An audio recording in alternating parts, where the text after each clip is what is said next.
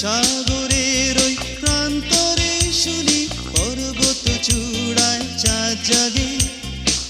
জলপথে আমি দেই পাড়ি ফিরি চাঁদ জাগা ওই বন্দরে।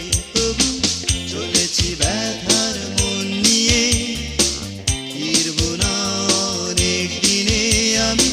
ভারী হৃদয় নিয়ে পিছু দেখি ফেলে আসা সেই মনটাকে। চলেছি